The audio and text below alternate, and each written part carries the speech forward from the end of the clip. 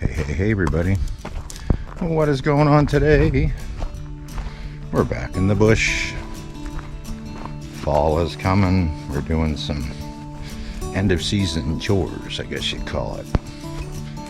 So what we're doing today, first part of the day, is the garden. I want to till it under, but I'm not going to rototill it right now. I might not even do it till spring. We get all these old bean plants, which are wonderful for a garden, but they're hard to till in. And we get these old corn stalks. So what I'm going to do is try, and this may be a tangled up mess, but I think it'll be okay. My chipper shredder I have here. This is a bastard creation I put together a couple years ago. And it's been in the garage. I've used it, I think, once just for a few minutes to show, but it's an old Troy-built Super Tomahawk chipper. And there's a neat story behind this. Right here, this should not have two wheels, it should have one. And on this end, this should not have an engine. This should have a cast iron coupler coming out, and that was actually initially designed to bolt to the same rototiller that I get in the garage. A Troy-built horse model tiller. There's two bolts, and I can undo them. They call this one a PTO tiller, the one we got here. And then initially, the way it worked and how nice a setup was at, was you could buy that one machine, buy this thing as an attachment years ago,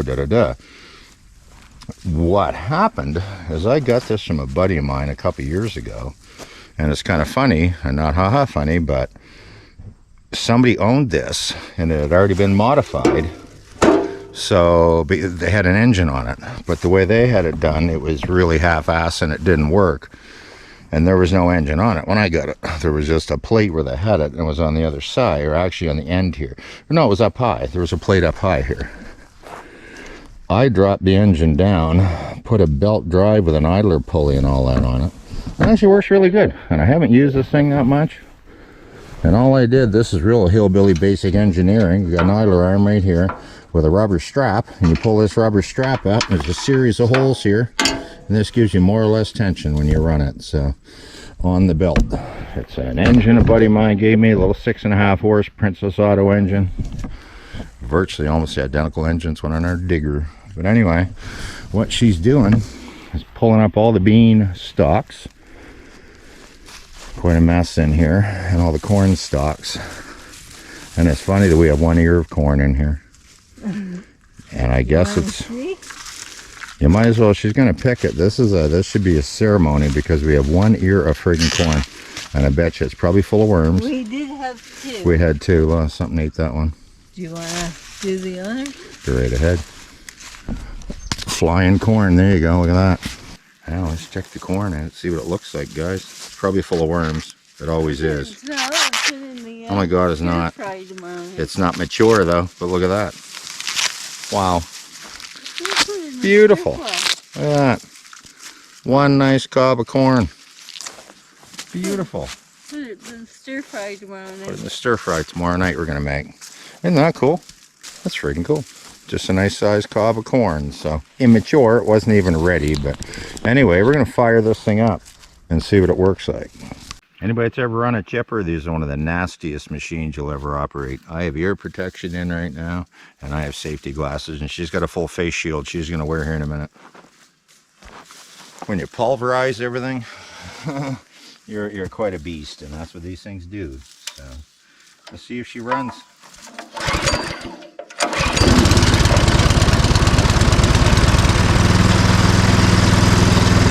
I haven't used this in a couple of years. I gave it a few pulls earlier and it actually started.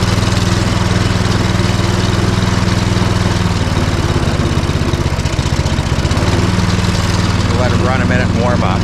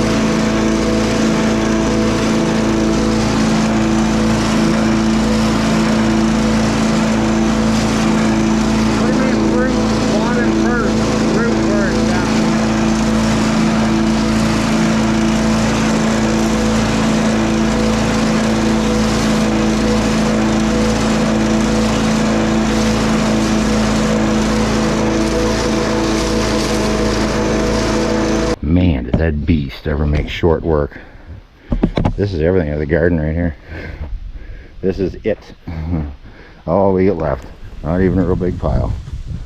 And that's it. So we're going to throw that in on the garden, let it decompose for a while, and that'd be great stuff to till back in. Anybody that's ever tried it, you try to till those beans in, they just get all wrapped around your rototiller. And same thing with corn stalks, and they're two of the best things you can amend back into your soil. And just spread it around in there. Yeah, good stuff. Good stuff.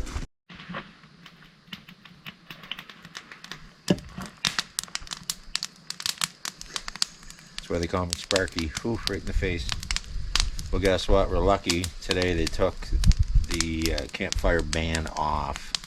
So there's no restriction right now. We're green, they call it. We had a tiny bit of rain, but not enough to do much.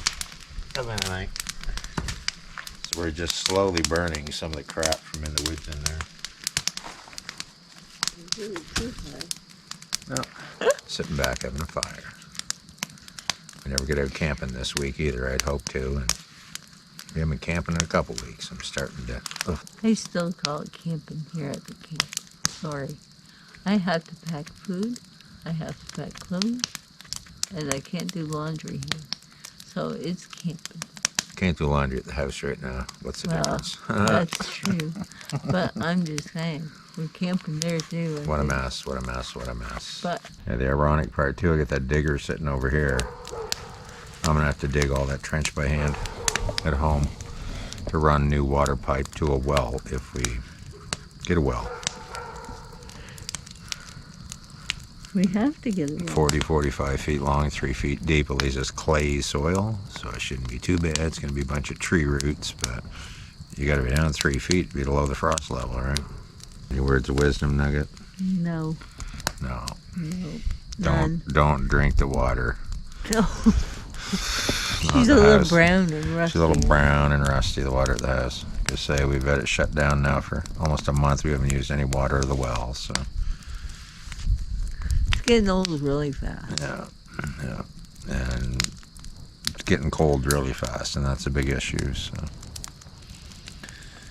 I got a quote the other day, and if he can get me decent water at 120 feet, $7,000. May have to go a lot deeper.